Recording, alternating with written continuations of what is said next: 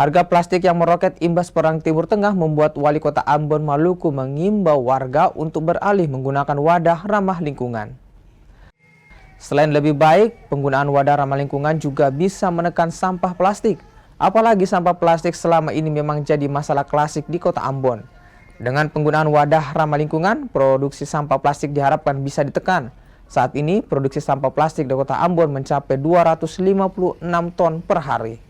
Situasi yang membuat kita sebagai pemerintah daerah bahkan masyarakat harus beradaptasi. Nah, karena itu, kalau harga plastik naik, mari kita kurangi penggunaan plastik. Saya rasa kearifan lokal kita dari dulu mengajarkan tentang kalau bikin rujak tidak perlu di piring plastik, cukup di daun cekungkung. Kalau bungkus sesuatu cukup daun pisang, tidak perlu dengan tupperware dan lain-lain. Saya rasa ini cara-cara kita untuk beradaptasi saja.